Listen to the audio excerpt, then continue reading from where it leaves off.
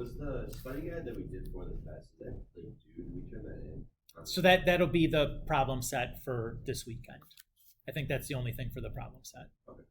Is that study guide, and you have the key for it, so it's like the completion shouldn't be an issue, right, Billy? Can I move a little closer to the scenario to charge my time? Sure. Yeah, no problem. No. Okay. So today we're going to be starting chapter 2, and before I start chapter 2, I want to do a little like preliminary stuff that ideally we kind of remember from geometry, but I'm not so naive as to think that we like, yeah, I totally remember all of this from geometry, so we're going to redo some of this. I was looking at your guys' homework quiz from the very first day when I asked you about like what you remembered about triangles from geometry. And if you want this back, you can have it back, but like they're just going to be sitting there because they're partnered. I don't know if you really, who would it pass it back to, and then if you really even want it, I don't know. It was mostly just a participation grade anyways, right? To get something in the grade book. Okay. The thing that I wanted to see, or that I was hoping to see on that list, bless you,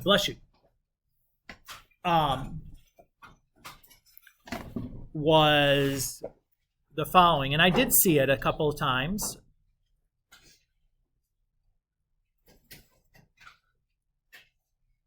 Oh my goodness, Mr. Kulik, that's not at all how you spell review.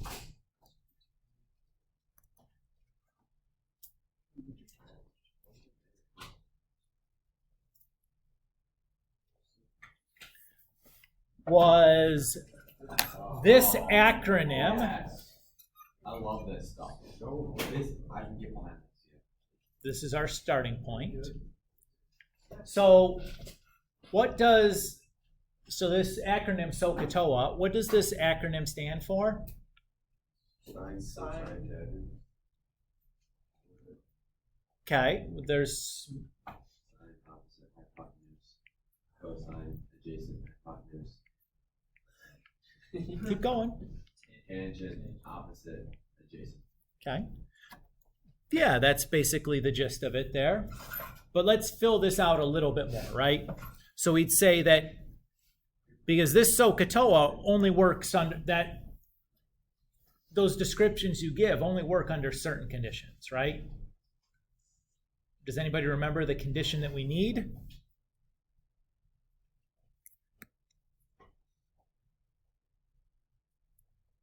So in a right triangle,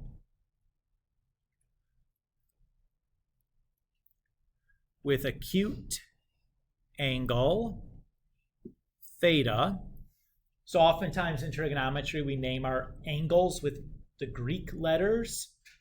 That circle with a line through it is the Greek letter theta.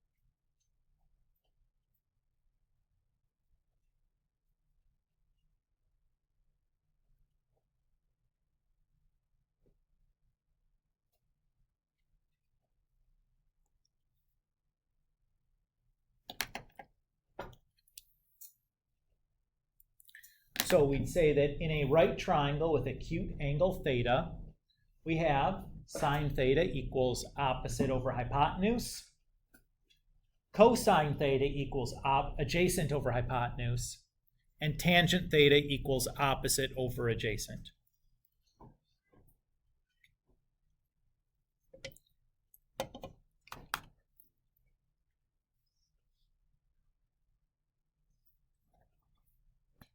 And it's basically this piece that Khalil had recited for us, right?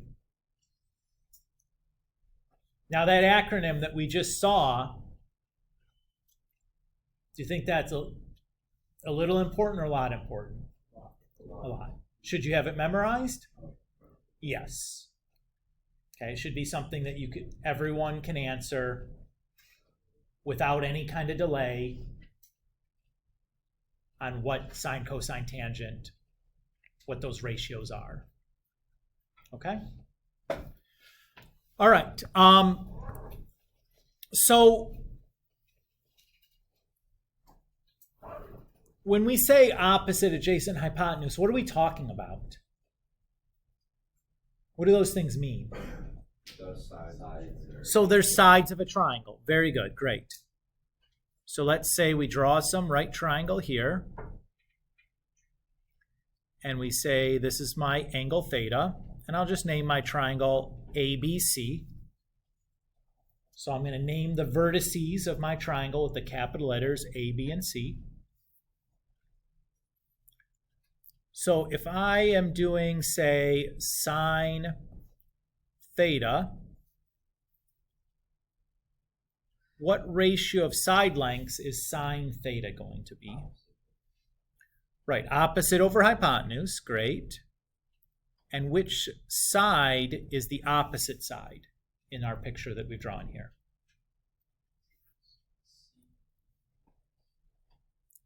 What was that? CB. So the side opposite the angle is CB, that's correct. Could you also write that BC? Yeah.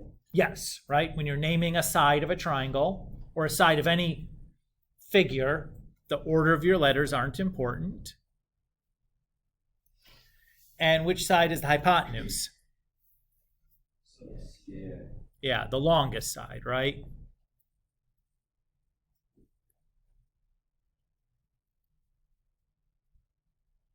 So what would AB then be?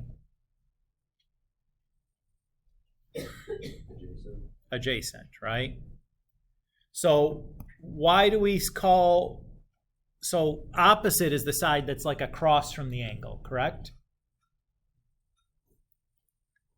So when we think about adjacent, that's the side of our, or the part of our angle that's not the hypotenuse. What's the theta? That's just the symbol that we're using for the angle. Okay. So it's a Greek letter. It's like X, right? It's just the convention in trigonometry is we end up using Greek letters for the variables for angles, as opposed to the Roman letters like ABC, which we use for variables for side lengths. That's all. But that's, again, fair question. Like if you see something you're not sure about or a symbol you don't recognize or understand, stop me and ask. Never wrong to do that. So far, so good? Okay. Let's do another here.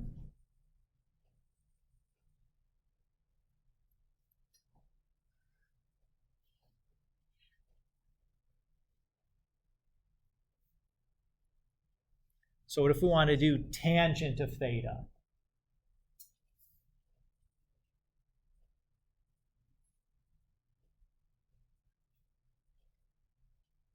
Remind me, what's tangent again?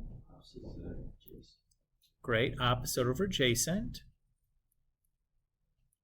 Okay, so which side is the opposite? DE. And which side is adjacent? Which side? EF. Sorry, I couldn't. Because DF is obviously the hypotenuse, right?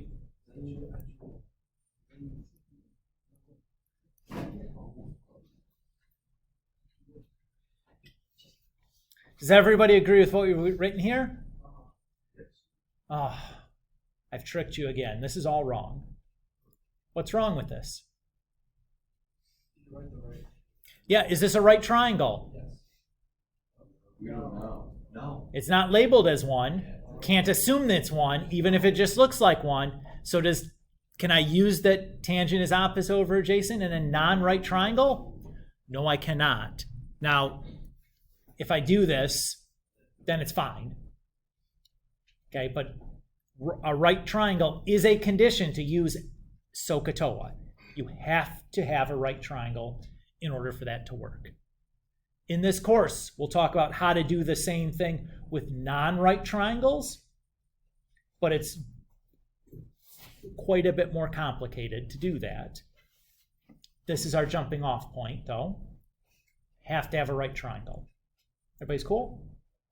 So I did that trick again just to make us remember that we emphasize the have to have the right triangle piece. Okay, so do we feel comfortable like figuring out which sides are opposite, adjacent, hypotenuse for this kind of thing? Should be relatively easy.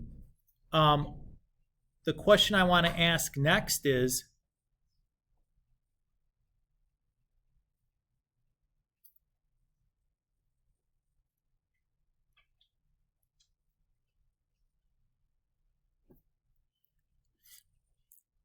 why does this SOHCAHTOA work? Like, okay, I accept that sine is opposite over hypotenuse, but like, why can I just do that? Right? And this is probably a question that doesn't really get addressed in your geometry class, but one that we have all the tools that we need to give a good answer for. So let's kind of walk through like how this process or system works. Yes, of course.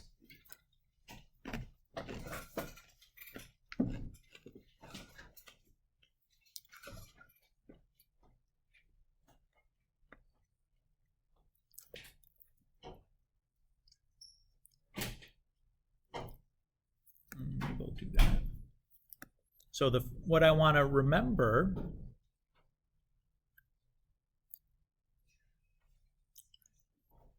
is similar figures. And remember the symbol for similar is like that squiggly there. Do you guys does anyone remember the definition for similar figures? What things do we have to have for two figures to be similar?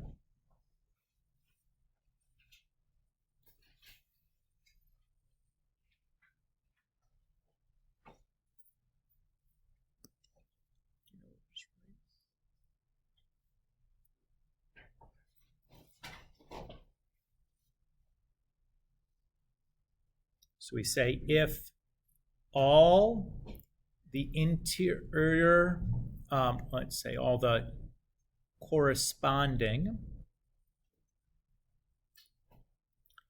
interior angles are congruent. Remember the symbol for congruence is like the equal sign with the squiggly on top. And, well, before we finish it, what does congruent mean? If two angles are congruent, what does that mean? They have equal measures, right? They're basically the same angle, they just occupy different locations in space. Everybody agree with that? Okay. And the other thing is, for similar figures, all the corresponding side lengths are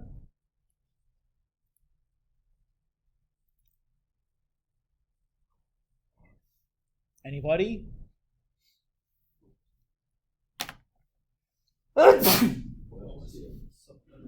What? Something? Nope, sides aren't supplementary. That's a thing for angles, right? Two angles that add to 180 are supplementary. It's okay. Look, I appreciate guesses. Guesses are good. Even wrong guesses are good. Yeah, how about a guess? How about a guess?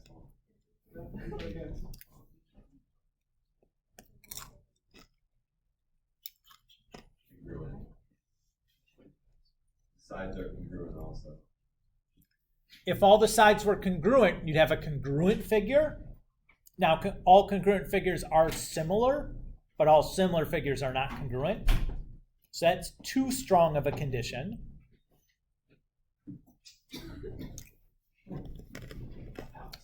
But you're on the right track. The answer is proportional, yeah. Organic? I looked it up. Oh, okay.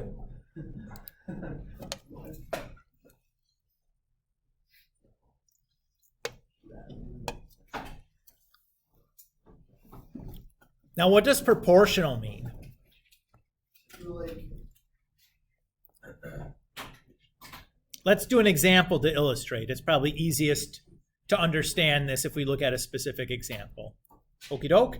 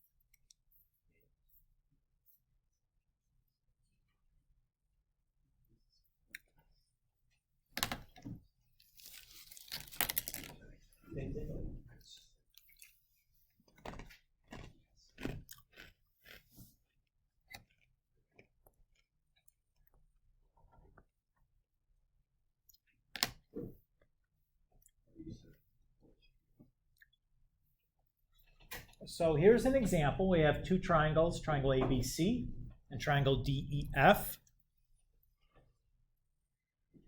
What does it mean when we have like that little symbol in the angle? They're congruent. That means those two angles are congruent, right?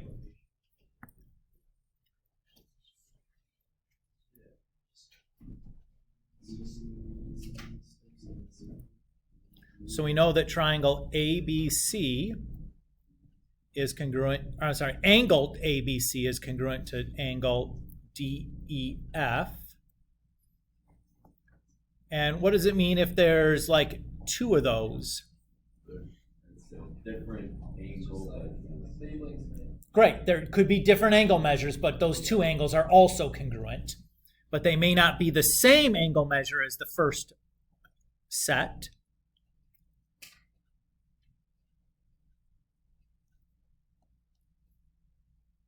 Everybody feel good there? Okay, does anybody see another set of congruent angles?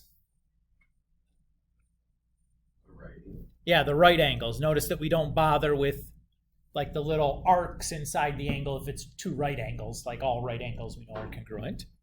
Everybody's all right with that?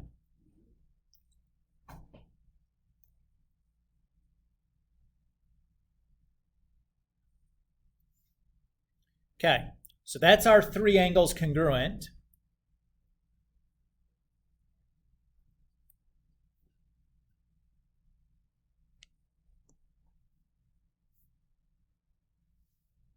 Everybody's good with that? Now let's look at our sides, our proportional side idea.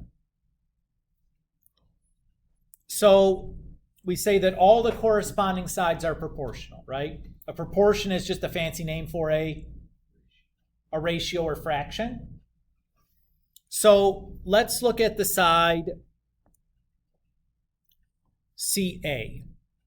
What side is corresponding to side CA? FD. So I should be able to write that let's use red. I should be able to write that FD over CA is going to be equal to, and then what if I wanted to look at the side corresponding to AB? Which side is that? DE. So I should be able to say that DE over AB, and that should be equal to the last set. So corresponding to CB obviously has to be FE because it's the only one left.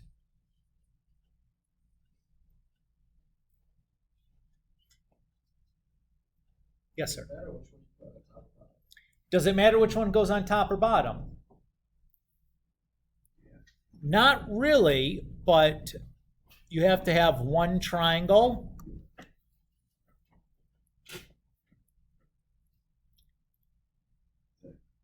on each level, right? You can't mix and have some of the ABC stuff on top and some of the DE stuff on top. If they were all flipped, totally fine. So if I write this now, I would say 6 over 3 should equal 8 over 4, should equal 10 over 5. And that's good because all of those are 2. Right? All those fractions are reduced down to 2. Everybody's okay with that? Now, is this the only way I can represent that proportionality? No, right? It's not. What if I instead had done like CA over CB? What side corresponds to CA in triangle DEF? Well, that would be DF. And what side corresponds to CB in triangle DEF? Well, that's FE. So that ratio should be equal as well. Let's look. CA is 3, CB is 5. DF is 6, and FE is 10. Well, that's not the same fraction, is it? But if I simplify it, yeah, like if I divide the top and bottom both by 2, it is the same fraction, right? They're both 3/5, right? So I could represent proportionality that way, where I take a piece from ABC and put it over another piece from ABC and set that equal to the corresponding piece from DEF over the corresponding piece from DEF. You guys see that as well? So again, you have a lot of flexibility with kind of how you represent proportionality. Now, when we show that two figures are similar, let's take that back a step. When we show two triangles are similar, this is not usually what we do. We usually don't use the entire definition because we have some theorems that allow us to shortcut to this.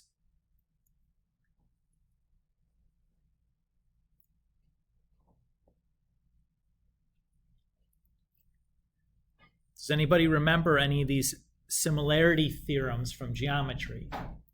They're all named with letters, if that helps. Nick? Okay, so there is no ASA for similarity. But hold on. So there is ASA for congruence, but not for similarity, because for similarity,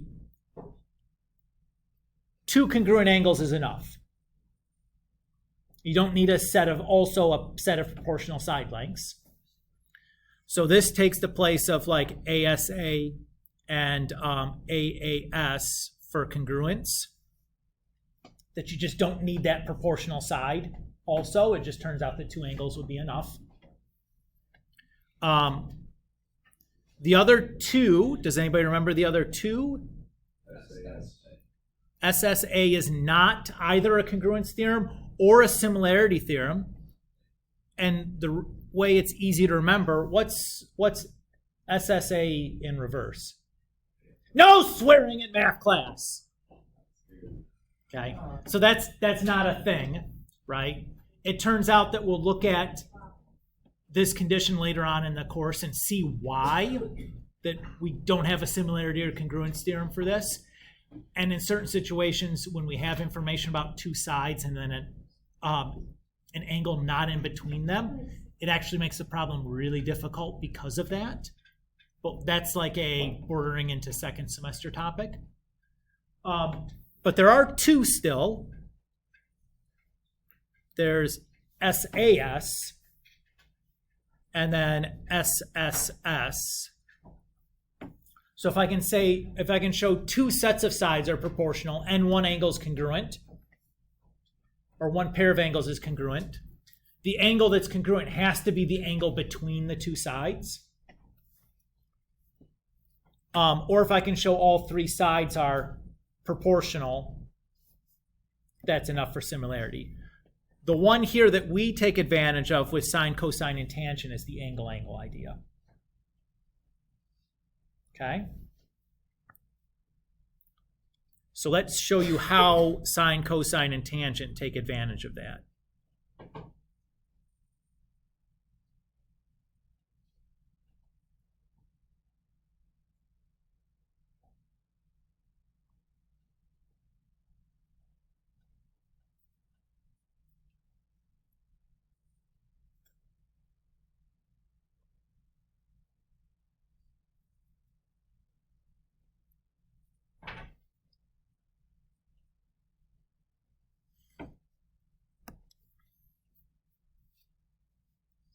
So here's two triangles. Are these two triangles similar? Yes. How do we know? We have two pairs of congruent angles, right? Do we agree with that?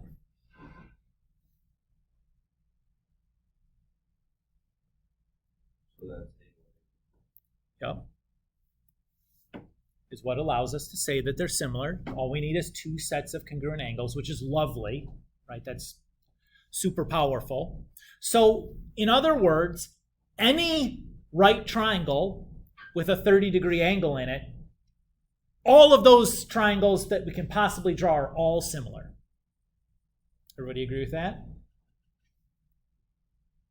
Any right triangle with a 30-degree angle is a class of similar triangles. They're all similar. What that says then is their side lengths are proportional. So I know, for example, that side length CB over CA has to equal the side lengths of, for example, FE over FD. Or in other words, this is opposite over hypotenuse.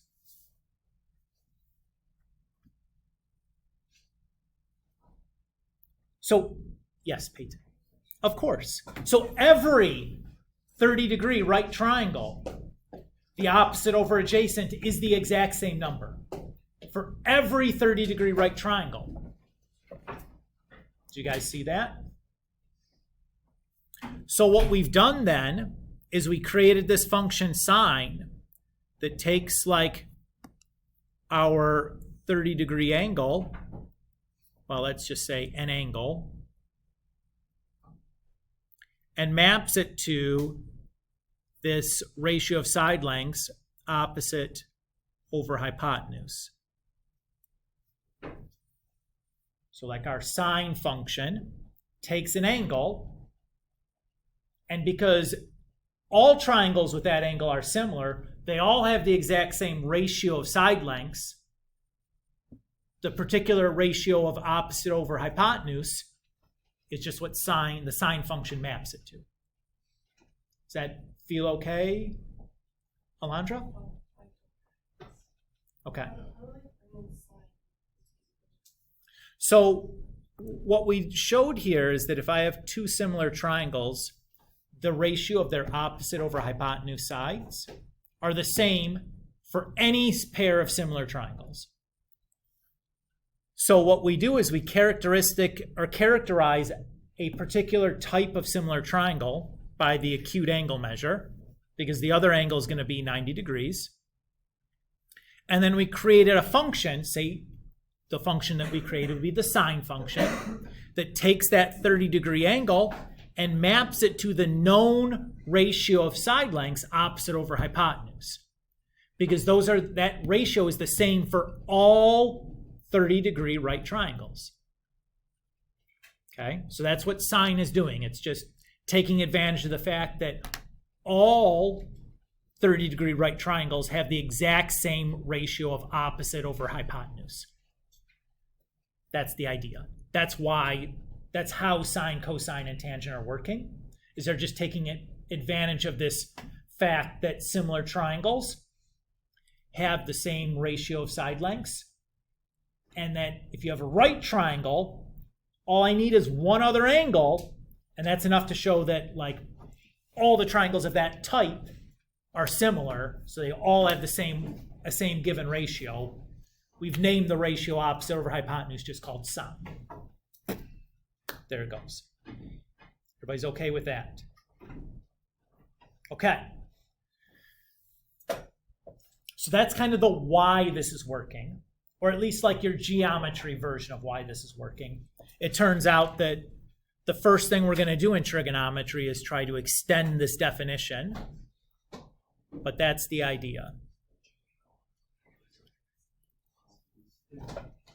Okay, let's do some example problems now to kind of refresh the how of using sine, cosine, and tangent to do problems. Sound good?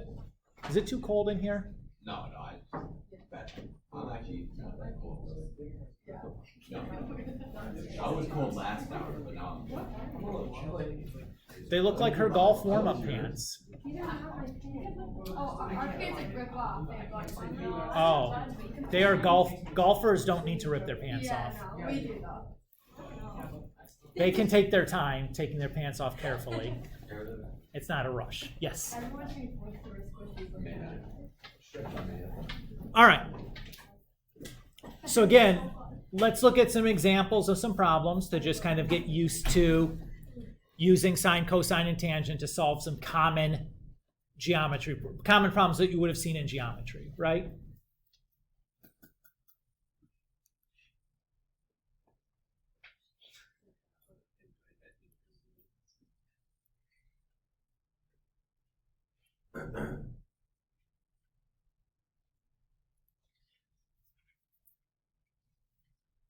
Okay, so we're just going to use the triangle to find the indicated value.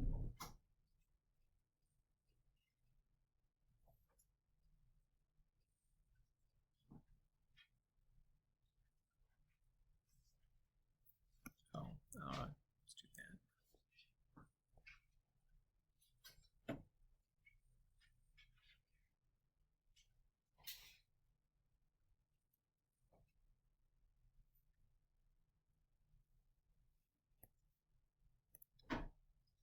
Yes, Joey. What?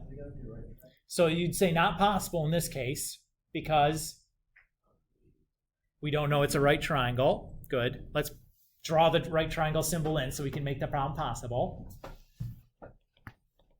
That was just a double checking that we're paying attention question. So this, tangent of theta. What's tangent? So Katoa. Opposite over adjacent. Now, relative to the theta in my picture, which side is the opposite side? 5, 12, or 13? 5. And which side is the adjacent side, 12 or 13? 12. So this should be then 5 over 12. Oh man, that was hard. Everybody's okay doing that one? Okay.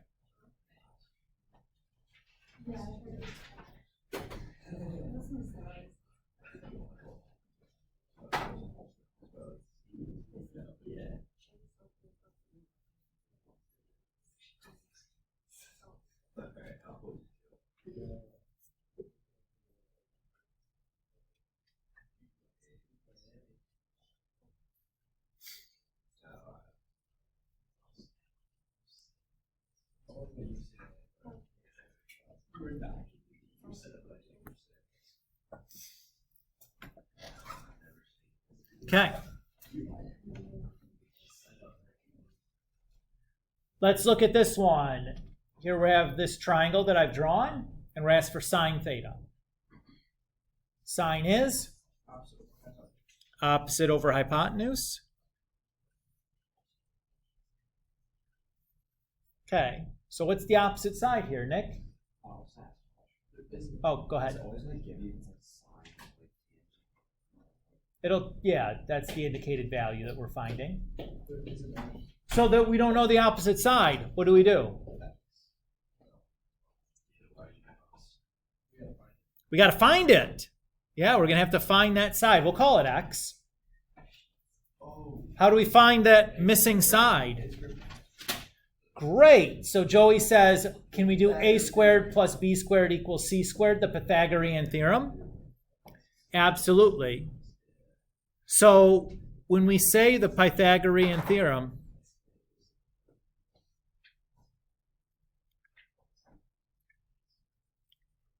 and we say a squared plus b squared is equal to c squared, what's the one thing we have to remember? When we're plugging the numbers into that formula, what's the one thing we have to be careful about? What do we have to remember? Anybody remember?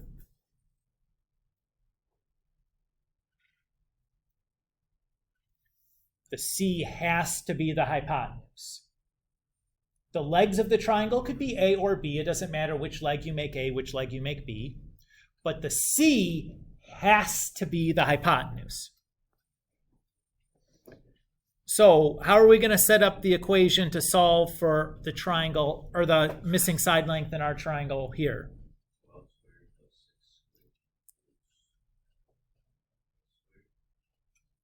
What do you guys think? Is that correct? No. What's wrong with it? 12 is the hypotenuse. So we should have x squared plus 6 squared is equal to 12 squared. So far, so good? Okay. How do I solve this equation now?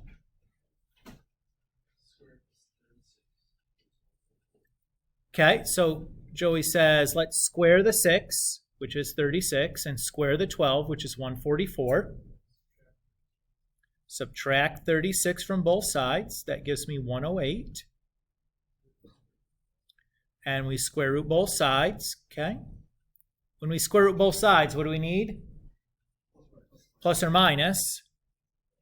But this is the side length of a triangle, right? So can we have a minus? No, so just the plus. That goes away. I just want to remind us that the plus or minus is there. We're just discarding the minus because it makes no sense in this context. Because it's a length, right? Lengths aren't negative. Square root 108. Now that's not a perfect square, but could we simplify that number at all? Can we reduce that radical? How do we do that? Yeah, you do the tree thing. Great. So what two numbers are we going to start with? 9 and 12. So Joey says, I know that 9 times 12 is 108. Could I have done like 2 and 54? Sure. Could he have done like 3 and 36? Yeah, right. Any pair is going to be fine. Now 9's a good one to start with because what do we notice about 9? That's a perfect square. But 12 isn't. Can we do anything else with 12? Okay, 6 and 2. Now 2 is prime, so I know I can't do anything more with the square root of 2. But 6 isn't. So what can we break 6 into? 2 and 3, right? Now notice we have 1 square root of 2. We have a second square root of 2. If I put those together, what do we get? Which is just 2. Everybody's okay there? All right, let's look at what we have left now. So we have the 3. We have the square root of 3. And we have the 2. So if I multiply those 3 things together, the 2 and the 3 can multiply together, become 6. And then that just becomes the coefficient on the square root 3. Does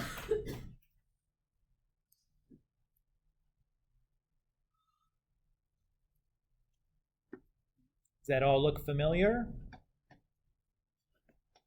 Okay. I'm impressed that you remember learning this from last year. That's good. So I'm going to just write that in here. In place of our x, I'm just going to write our answer. So remember again, this question wasn't asking for that missing side of the triangle. It wanted us to find sine of theta. So opposite, we now know, right? That's 6 square root 3. And hypotenuse, we know, that's 12. Can I do anything more with that? Sure you can. Emily, what are you saying? No, I don't want a decimal. I want to leave this answer exact. But there is some simplifying that we can still do here. The 6 and 12, because they're both outside of the radical, those two can interact together. 6 and 12 reduce down, so it becomes just the square root of 3 over 2.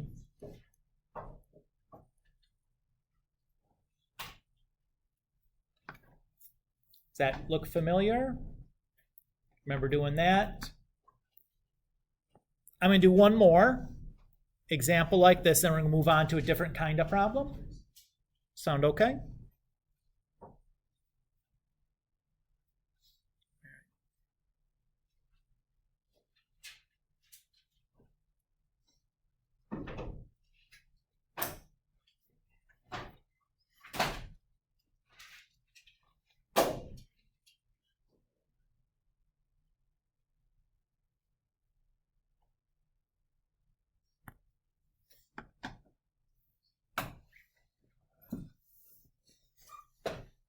Okay.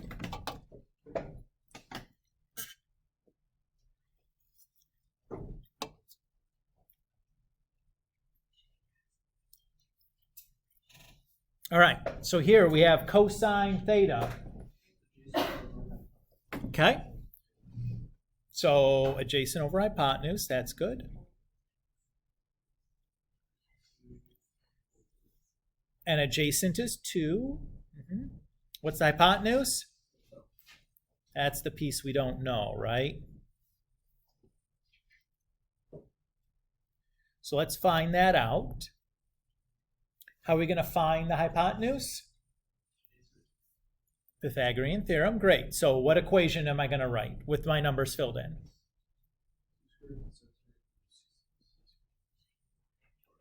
Yeah, I'm going to use x here, but you could say c, whatever. A variable name's a variable name. Name it what you want. Everybody's good with how that got filled in, right? Remember, x was by itself because it is the hypotenuse. All right.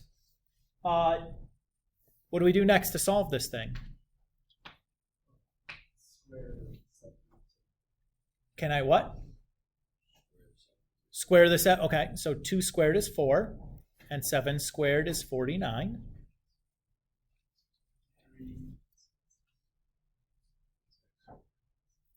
And so when we square root both sides, and 53 is prime, I believe, so that's can't simplify.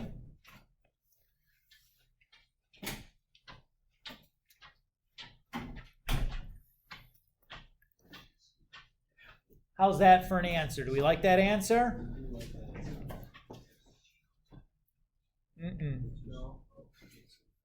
What? Well, there's something we don't like to leave our final answer looking like that. Plus or minus. So, Nathan, there is a plus or minus, but we discarded it because this was a length for a triangle side, so we don't need the plus or minus. Joey said, though, we don't like to leave a radical, a square root, in the fraction of our denominator. So we're going to multiply both top and bottom by square root of 53.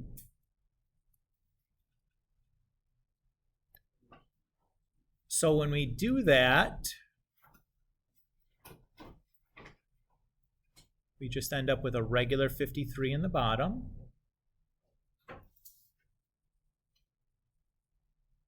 Okay. This process where we did this, it's called rationalizing the denominator.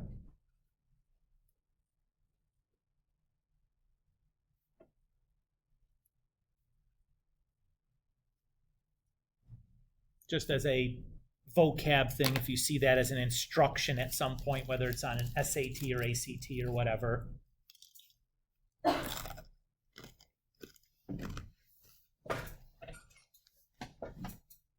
All right. I have a quick little aside here. So a question for you back here. Couldn't I have just done this?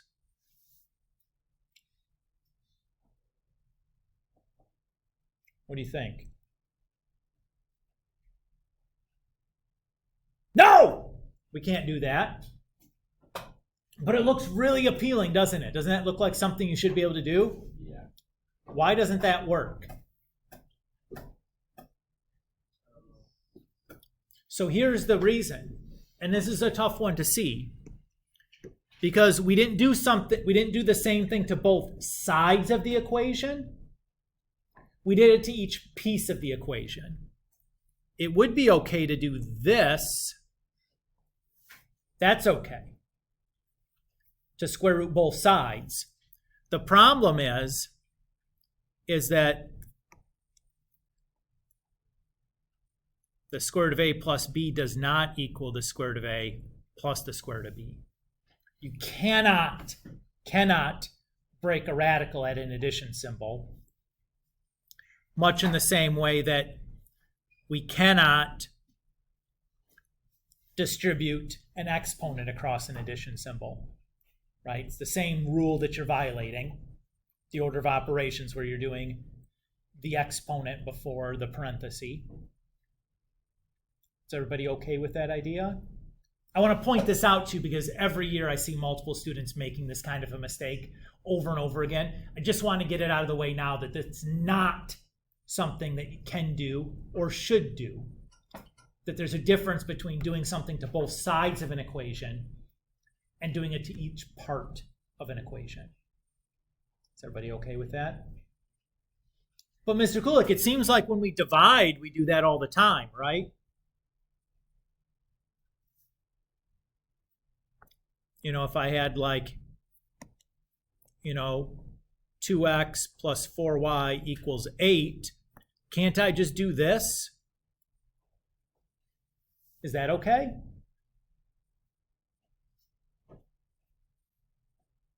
That is okay, definitely. We've done stuff like that before.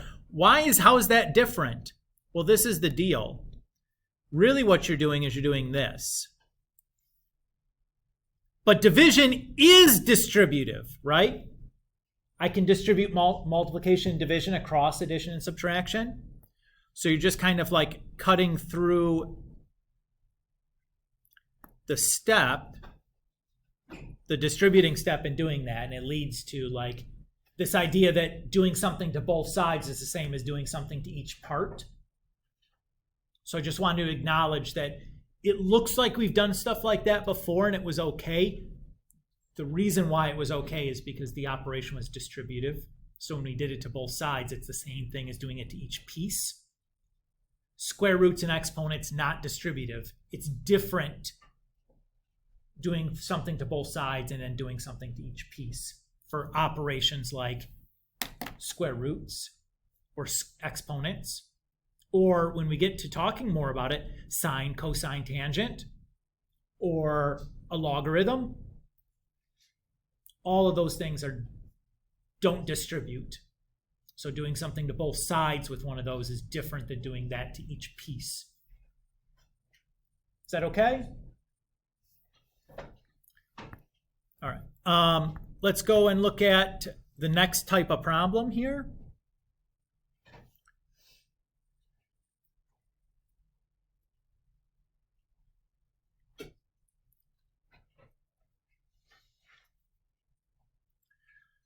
So here we're going to talk about solving the triangle.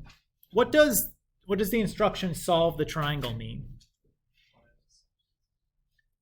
Find all the side lengths and all the angle measures.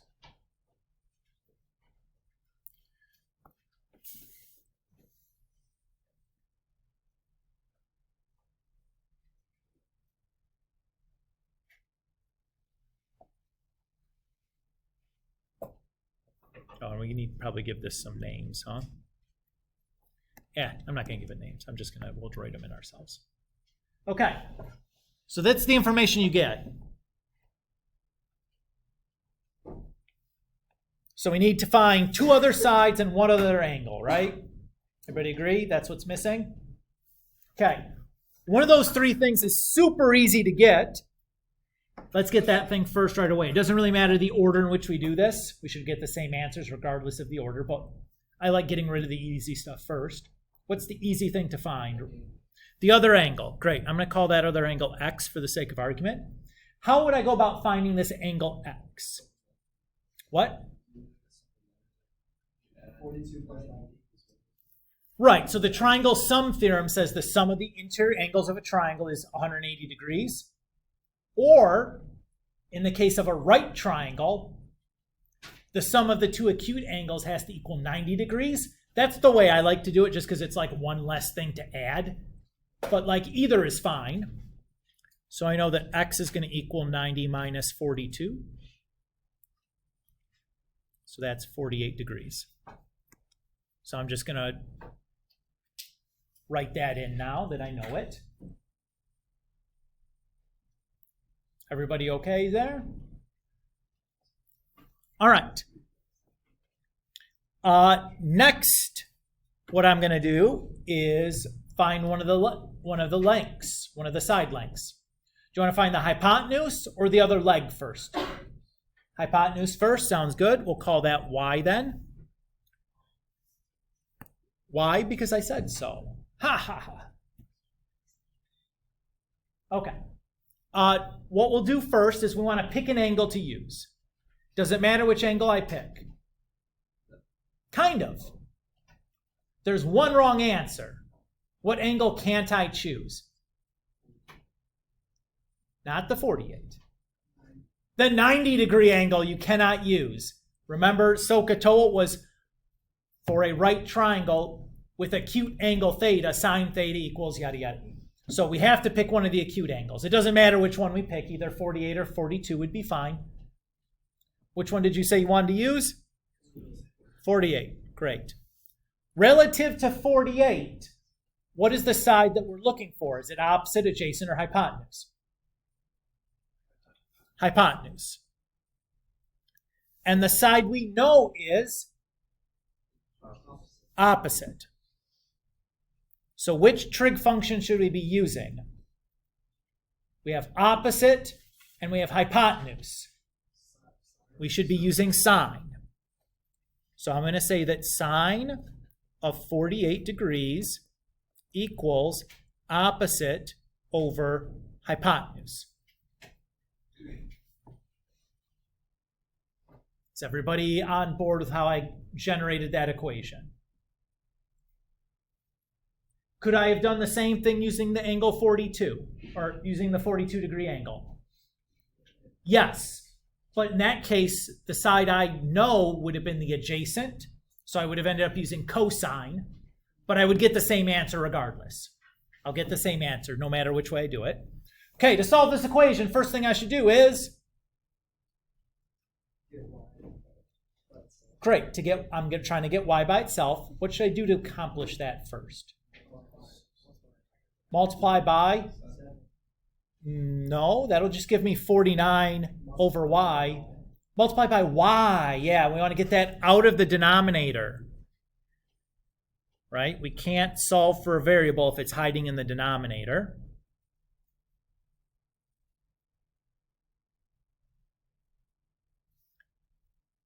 And now what should I do? Divide by sine 48. Exactly, yes. Again, remember, I'm just thinking about sine 48 as just like one big number.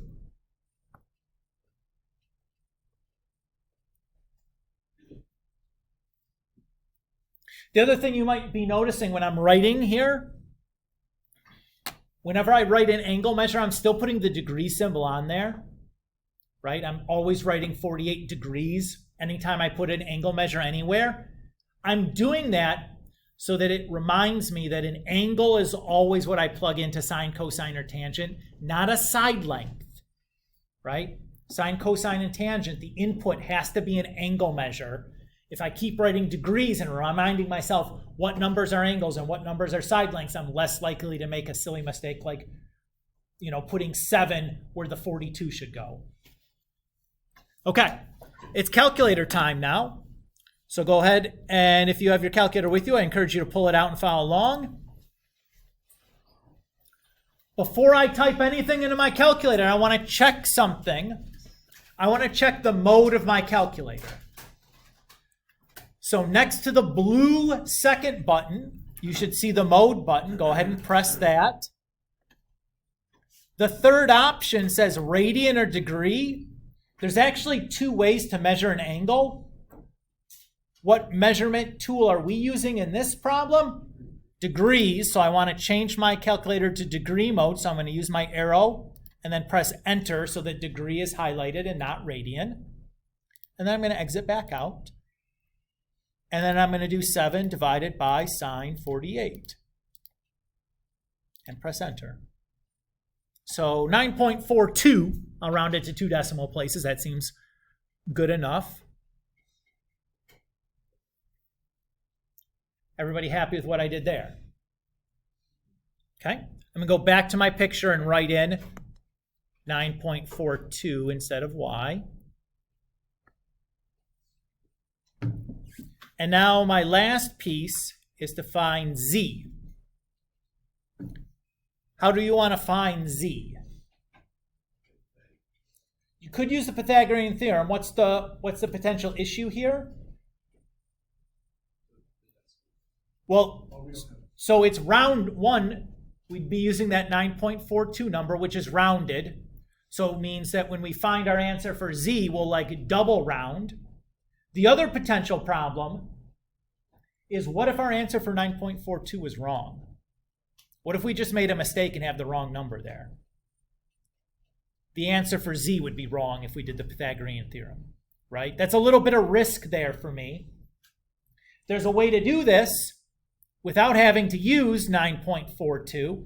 I'd prefer to do it that way because it removes the possibility of, oops, I got the wrong number. I did all the work right and I wrote 9.24, right? If I just did something dumb like that, now I have the wrong answer because I just wrote the number down wrong. So I would do this the same way we just did the previous one. So let's pick an angle. Which angle do you want to use? Does it matter? No, so let's just pick one. 42, great. Relative to 42, what is z? Opposite. And what is the side we know? Or the side we were given in the beginning? That is adjacent, right? Relative to the 42. Khalil, you're okay? We do, but what if our answer was wrong? I'm trying to do this in a way that doesn't get a second answer wrong just because we got the previous answer wrong, just for safety's sake, right? Now 9.42 is correct. I am positive because I did it, but why take the risk if there's another way to do it that doesn't require us using that, right? Okay, so now I'm going to say that we used opposite and adjacent. What trig function should I be using now? Tangent, right? So do tan 42 equals opposite over adjacent.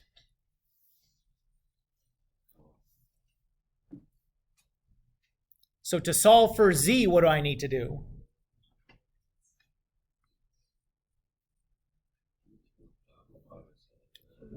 Yeah, multiply by 7 was correct. You had it. Don't doubt yourself. So z equals 7 times tan 42. And look at that, it's all by itself now. That was easier than when it's in the denominator. So I'm going to just do 7 times tan 42. Notice because I just changed my calculator mode to degree, until I change it back or reset my calculator or the battery dies or something, I don't have to worry about changing that every time I go to use this. So that's 630. And I'm done.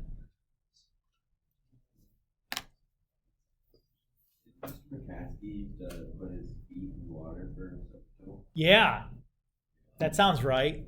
I'm not taking my shoes off in class. No. Soak Toa. Yeah, I remember when that happened. Yeah. All right. Does this feel okay? Now keep in mind, when we change that mode on our calculator, the only thing that's going to change is when we use sine, cosine, or tangent. So if I add two numbers, the mode didn't matter. If I divide, multiply, do an exponent, graph something, unless I'm graphing sine, cosine, or tangent stuff, none of that stuff, that mode doesn't affect anything unless a sine or cosine or tangent is involved, right? All right, I'm going to do one more example of this and then we're done.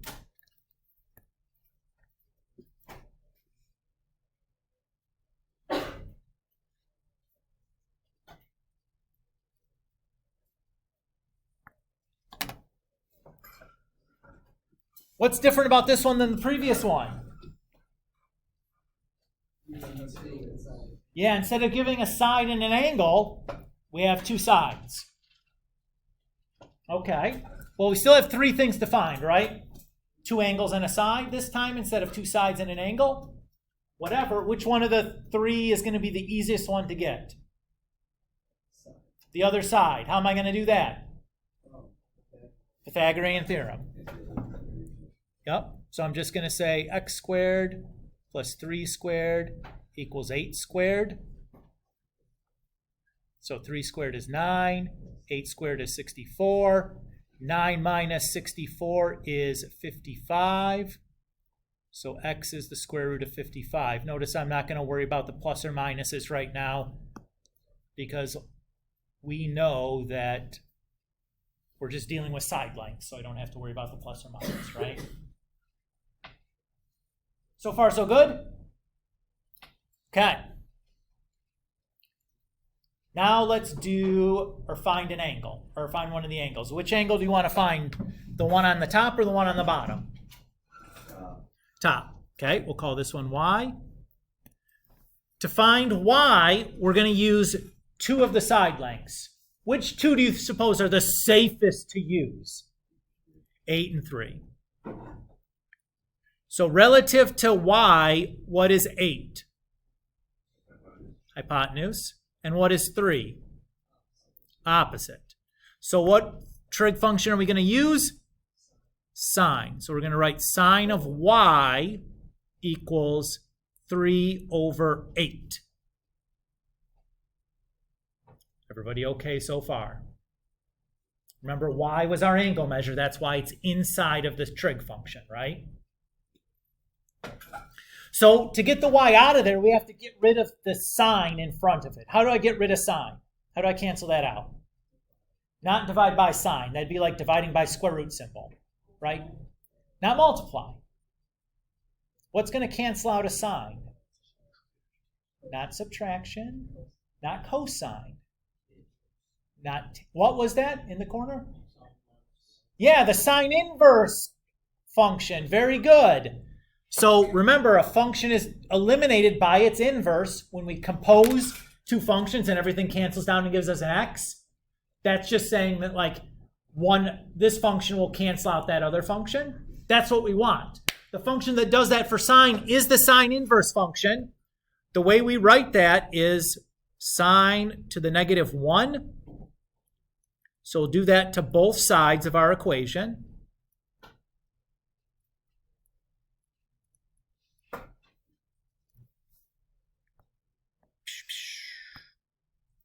So I have y equals sine inverse of 3 over 8. How do I type that into my calculator? Let me show you. If you press, or if you look at the sign button above it in blue, is the sine to the negative 1 command. To access the blue commands, we just press second and then that corresponding button, so second, sine, look at the -1 there. That sine inverse, we read that as sine inverse. So that's 2202.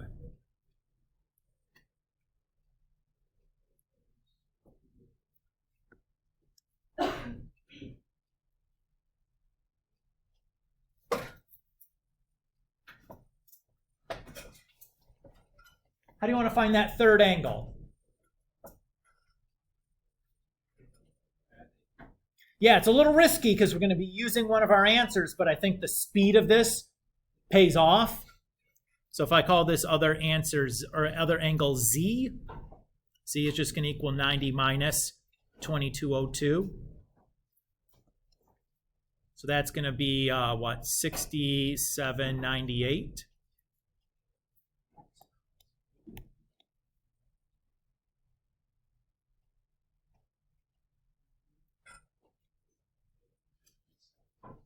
Is everybody okay here? All right, real quick before you guys have to go, is there a way to check these? It's a pseudo check. This is what I like to do before I finish one of these. Is I would check the proportionality of my triangle. Is the smallest angle opposite the smallest side? Is the medium angle opposite the medium side? Is the biggest angle opposite the biggest side? If that's all good, it doesn't guarantee that I'm correct, but you're probably good. So the homework for this, I made a Delta Math assignment. I'm going to give you time in class on next time to work on that as well, so don't feel like you need to finish it all. Is everybody good with that? So you can start a little bit of it to make sure that you can finish it in class the next time, but you'll have time in class next time to work on that as well. Okie dokes? All right. It's homework. Have a good weekend.